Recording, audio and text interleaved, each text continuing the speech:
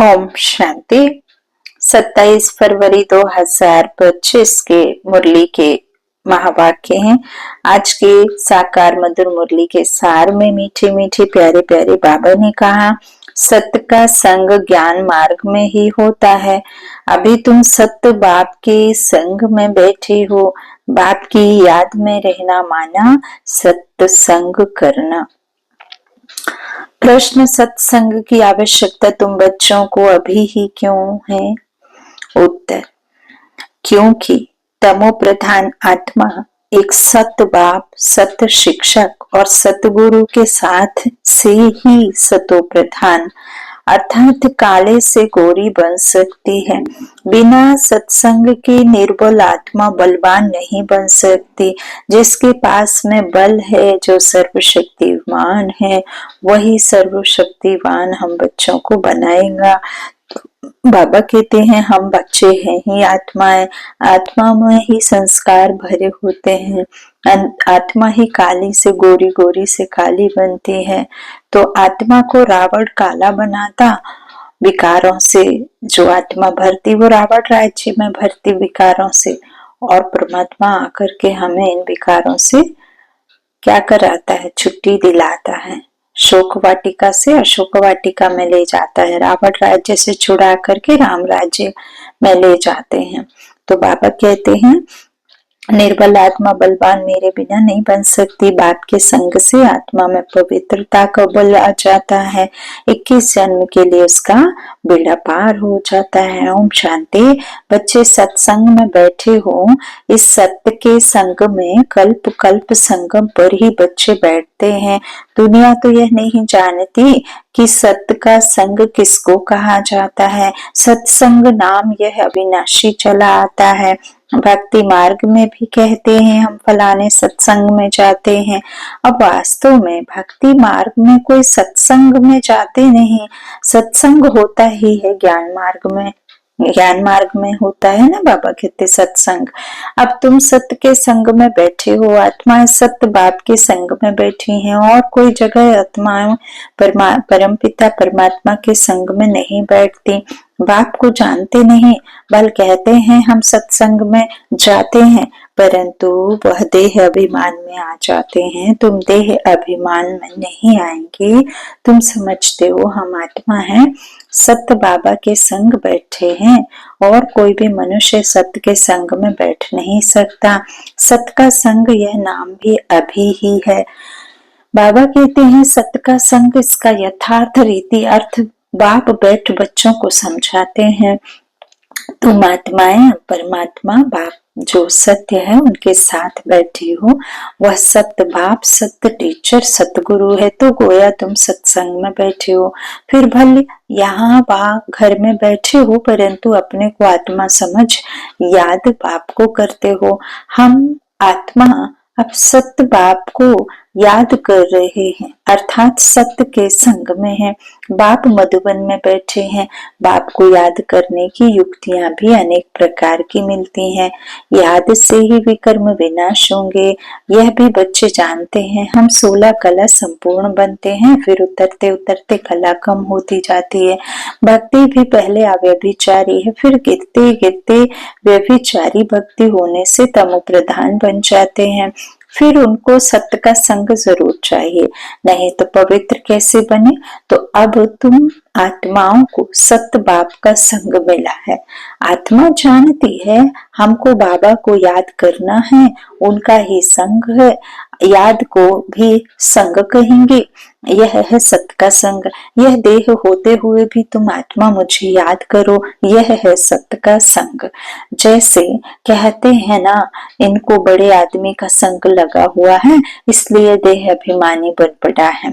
अभी तुम्हारा संग हुआ है सत्य बाप के संग, सत्य बाप के साथ हुआ है, रूहानी बाप के साथ हुआ है, तो रूह का हुआ है, तो रूहानी भान में हमें रहना है, रूह के भान में, है ना। तो जैसे कहते हैं ना कि इसको बड़े आदमी के संग का देह भान अभिमान लगा, तो बाबा कहते हैं जिससे अभी तुम तमो प्रधान से सतो प्रधान बन जाते हो बाप के संग से। बाप कहते हैं मैं एक ही बार आता हूँ। अभी आत्मा का परमात्मा से संग होने से तुम 21 जन्म के लिए पार हो जाते हो। फिर तुमको संग लगता है देह का। यह भी ड्रामा बना हुआ है। बाप कहते हैं मेरे साथ तुम बच्चों का संग होने से तुम सतो प्रधान बन जाते हो, जिसको गोल्डन एज कहा जाता है। साधु संत आदि तो समझते हैं आत्मा निर्लेप है, सभी परमात्मा ही परमात्मा है, तो इसका मतलब परमात्मा में खाद पड़ी है। परमात्मा में तो खाद पड़ नहीं सकती। बाप कहते हैं क्या मुझ परमात्मा में खाद पड़ती है? नहीं, मैं तो सदैव परम धाम में रहता हूँ, क्योंकि मुझे तो जन्म मरण में आना नहीं है। यह तुम बच्चे जानते हो। तुम्हारे में भी कोई का संग जास्ती, कोई का कम है। कोई तो अच्छी रीति पुरुषार्थ कर योग में रहते हैं। जितना समय आत्मा बाप का संग करेगी उतना फायदा है, विकर्म विनाश होंगे। बाप कहते हैं हे आत्माएं, मुझ बाप को याद करो, मेरा संग करो। मुझे यह शरीर का आधार तो लेना पड़ता है, नहीं तो परमात्मा कैसे बोले, कैसे आत्मा सुने कैसे। अभी तुम बच्चों का संग है सत्य के साथ। सत्य बाप को निरंतर याद करना है। आत्मा को मत का संग, सत का संग करना है। आत्मा भी वंडरफुल है, परमात्मा भी वंडरफुल है, दुनिया भी वंडरफुल है। यह दुनिया कैसे चक्र लगाती है? वंडर है। तुम सारे ड्रामा में ऑल राउंड पार्ट बचाते हो। तुम्हारी आत्मा में 84 जन्मों का पाठ नूंधा हुआ है, वंडर है। सतयुगी आत्माएं और आजकल की आत्माएं, उसमें भी तुम्हारी आत्मा सबसे जास्ती ऑलराउंडर है। नाटक में कोई का शुरू से पाठ होता है, कोई का पेट से, कोई का पिछाड़ी में पाठ होता है। वह है सब हद के ड्रामा, वह भी अभी निकले हैं। अब साइंस का इतना जोर है, सतयुग में कितना उसका बल रहेगा। नई दुनिया कितनी जल्दी बनती होगी, वहां पवित्रता का बल है मुख्य। अभी है निर्बल, वहां है बलवान। यह लक्ष्मी नारायण बलवान है ना। अभी रावण ने बल छीन लिया है, फिर तुम उस रावण पर जीत पाकर कितना बलवान बनते हो। जितना सत का संग करेंगे, अर्थात आत्मा जितना सत बाप को याद करेगी उतना बलवान बनती है। पढ़ाई में भी बल तो मिलता है ना, तुमको भी बल मिलता है। सारे विश्व पर तुम हुक्म चलाते हो। आत्मा का सत्य के साथ योग संगम पर ही होता है। बाप कहते हैं आत्मा को मेरा संग मिलने से आत्मा बहुत बलवान बन जाती है। बाप वर्ल्ड ऑलमाइटी अथॉरिटी है ना, उन द्वारा बल मिलता है। इसमें सब वेदों शास्त्रों के आदि मध्यंत का ज्ञान आ जाता है। जैसे बाप ऑलमाइटी है, तुम भी ऑलमाइटी बनते हो। विश्व पर तुम राज्य करते हो, तुमसे कोई छीन नहीं सकता। तुमको मेरे द्वारा कितना बल मिलता है, इनको भी बल मिलता है। जितना बाप को याद करेंगे उतना बल मिलेगा। बाप और कोई तकलीफ नहीं देते हैं, सिर्फ याद करना है बस। 84 जन्मों का चक्र पूरा हुआ है, अब वापस घर जाना है। यह समझना कोई बड़ी बात नहीं है। जास्ती रेजगारी में जाने की तो दरकार नहीं है। बीज को जानने से समझ जाते हैं। इनसे यह सारा झाड़ ऐसे निकलता है। नटशेल में बुद्धि में आ जाता है। यह बड़ी विचित्र बातें हैं। भक्ति मार्ग में मनुष्य कितने धक्के खाते हैं, मेहनत करते हैं, मिलता कुछ भी नहीं। फिर भी बाप आकर तुमको विश्व का मालिक बनाते हैं। हम योग बल से विश्व का मालिक बनते हैं। यही पुरुषार्थ करना है। भारत का योग मशहूर है। योग से तुम्हारी आयु कितनी बड़ी हो जाती है। सत्य के संग से कितना फायदा होता है। आयु भी बड़ी और काया भी निरोगी बन जाती है। यह सब बातें तुम बच्चों की बुद्धि में ही बिठाई जाती हैं और कोई का भी सत्य के संग का साथ नहीं है। सिवाय तुम ब्राह्मणों के, तुम प्रजापिता ब्रह्मा की संतान हो, दादे पौतरे हो। तो इतनी खुशी होनी चाहिए कि हम दादे पोतरे हैं। वर्षा भी दादे से मिलता है, यही याद की यात्रा है। बुद्धि में यही सिमरन रहना चाहिए उन संगों में।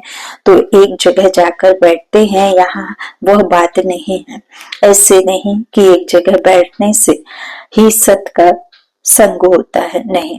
उठते बैठते चलते फिरते हम सत्य के संग में हैं। अगर उनको याद करते हैं तो याद नहीं करते हैं तो देह अभिमान में है। देह तो असत्य चीज है ना, झूठी काया है ना, छूट जाती है काया। तो देह को सत्य नहीं कहेंगे। शरीर तो जड़ है, 5 तत्वों का बना हुआ, उसमें आत्मा नहीं होती तो चुरपुर ना हो।